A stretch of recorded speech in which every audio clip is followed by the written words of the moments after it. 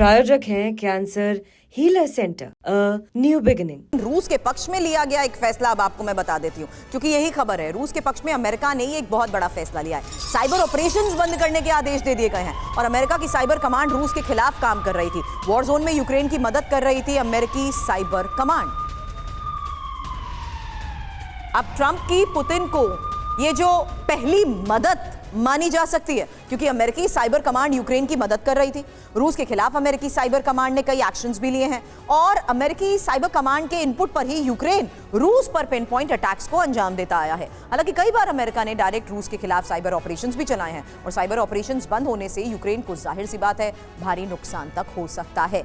लेकिन अब नजर है अब से थोड़ी देर बाद होने वाली एक बड़ी बैठक पर, क्योंकि कल लंदन में यूरोपियन यूनियन के नेताओं की अहम बैठक होने वाली है। एक और बड़ी खबर आपको बता रही हूँ, ब्रिटिश पीएम की स्टामर ने यह बैठक बुलाई है। बैठक में शामिल यूक्रेनी राष्ट्रपति ज़ेलेंस्की को लेकर खबर है और नेटो चीफ भी इस बैठक में रहेंगे मौजूद। हालांकि ट्रंप और ज़ेलेंस्की तकरार के बाद जिस तरीके से यह बैठक हो रही है, जाहिर सी बात है बहुत मायने हैं इस बैठक के, क्योंकि देखना होगा कि जिस तरीके से ज़ेलेंस्की के समर्थन में सभी सामने आए हैं, क्या बड़ा फैसला इस बैठक में भी कोई लिया जा सकता है। क्योंकि ज़ेलेंस्की को नेटो और ईयू से जिस तरीके से पूरा समर्थन मिल सकता है, उसी लिहाज से यह चर्चा की जा रही है। नेटो यूक्रेन को हथियारों की खेप तक दे सकता है। यूरोपियन यूनियन यूक्रेन को वित्तीय मदद का ऐलान कर सकते हैं। नेटो और यूक्रेन के बीच नई सैन्य डील भी संभव बताई जा रही है। एक और बड़ी वजह कि इस बैठक पर सबकी नजर रहेगी, क्योंकि कल की बैठक में क्या रूस के खिलाफ भी कोई रणनीति बन सकती है, नई रणनीति बन सकती है। रूस पर नए सिरे से हमले की क्या कोई योजना बन सकती है, क्योंकि ज़ेलेंस्की को नए हथियार मिलने से जाहिर सी बात है यूक्रेन मजबूत होगा।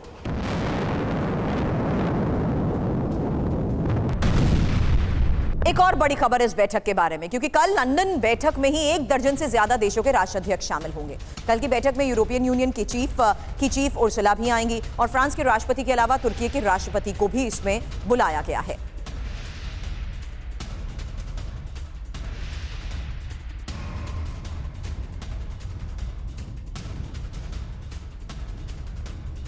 हालांकि आपको बता दें कि इस बैठक में कौन कौन शामिल होने वाला है। 24 घंटे बाद रूस पर यूरोप का हमला, एक और बड़ी खबर इस बीच आ रही है, जहां जानिए कि किस तरीके से इसी अहम मीटिंग को देखते हुए क्या कोई बड़े फैसले हो सकते हैं। हालांकि 24 घंटे बाद रूस पर नेटो के हमले को लेकर सवाल इसलिए क्योंकि कल का दिन वाकई निर्णायक साबित हो सकता है। क्यों, ये जान लीजिए। लंदन में नेटो और ईयू की शिखर वार्ता है।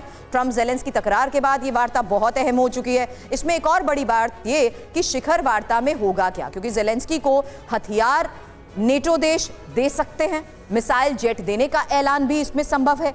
हालांकि कैसे ये बड़े फैसले युद्ध का रुख बदल देंगे, ये भी एक और बड़ा सवाल है, क्योंकि अमेरिका से तकरार के बाद ज़ेलेंस्की आक्रामक तो हो ही चुके हैं। रूस से नई जंग के लिए नेटो से वो मदद भी मांग रहे हैं। अब सवाल यही है कि क्या ये मदद पूरी हो जाएगी। हालांकि एक और बड़ा बयान, क्योंकि फ्रांसीसी राष्ट्रपति मैक्रो का इस बीच ये बयान सामने आ रहा है कि यूक्रेन पीड़ित राष्ट्र है और हम यूक्रेन के साथ हैं। अब मैक्रो का ये बयान जिस समय पर आ रहा है, ऐसे में ज़ेलेंस्की के लिए यही बयान और यही समर्थन, यही सांत्वना के तौर पर मिल रहा सहयोग भी बहुत मायने रखता है।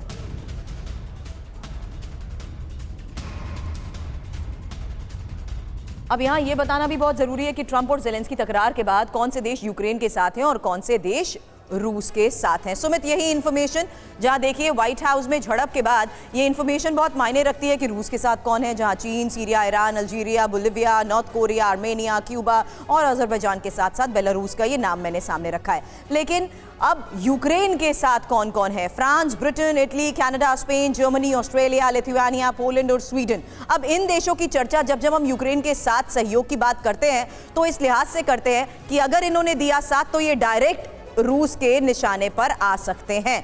अब सबसे बड़ा खिलाड़ी अमेरिका, जिसके इर्द गिर्द स्ट्रैटेजिकल इंपॉर्टेंस और स्ट्रैटेजिकल पार्टनर होते हुए तो सब कुछ निर्भर कर ही रहा है, लेकिन इस वक्त जो हालात है उसमें यूक्रेन को मिल रहा इन देशों से सहयोग मतलब क्या है? तुर्भी, आप कोई भी देश अपना स्ट्रेटेजिक पार्टनर या फिर अलायंस क्यों बनाता है? वो इसलिए बनाता है क्योंकि मुश्किल दौर के अंदर या युद्ध के समय के अंदर वो दूसरा देश उसकी मदद करे। वो सैन्य मदद हो सकती है, वो आर्थिक मदद हो सकती है, वो मैन पावर के हिसाब से मदद हो सकती है, वो लगातार डिप्लोमेटिक मदद हो सकती है, यानी इंटरनेशनल फोरम्स के अंदर आपकी बातचीत वो अलग अलग जगहों पर रखे।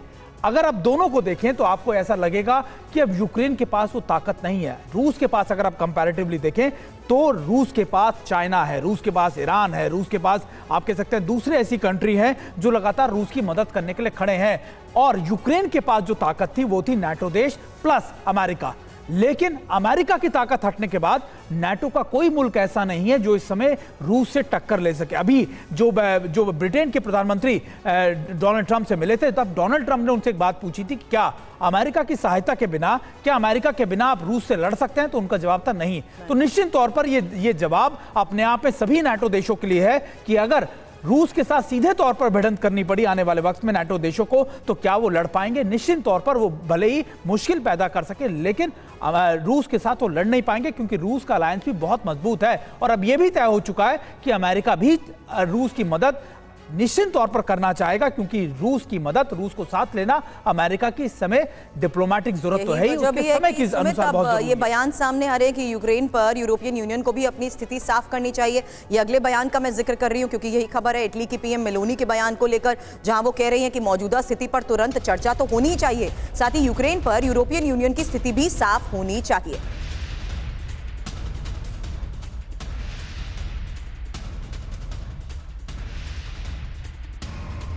हालांकि कल होने वाली बैठक पर सबकी नजर है। इस बैठक में ये बैठक मायने क्या रखती है, इस बैठक में किस लिहाज से अभी चर्चा होने वाली है, इसके बारे में इंफॉर्मेशन आपने जानी। लेकिन अब एक क्विक इंफॉर्मेशन उस बारे में कि आखिर इस निर्णायक बैठक में कौन कौन शामिल हो रहा है, क्योंकि Britain, Italy, Netherland, France, Poland, Spain, Romania और डेनमार्क, नॉर्वे, फिनलैंड जिस तरीके से कल होने वाली इस बैठक में शामिल हैं, उस बैठक के जरिए पुतिन को क्या संकेत जा रहा है? अमेरिका से यूक्रेन को मदद नहीं मिलेगी तो नेटो लेगा जिम्मेदारी, जरूरत पड़ने पर यूरोप के देश युद्ध में कूद सकते हैं। और इंपॉर्टेंट ये कि यूक्रेन की सुरक्षा को नेटो ने प्रतिष्ठा का भी सवाल बनाया है और रूस यूक्रेन युद्ध भीषण महायुद्ध में तब्दील हो सकता है।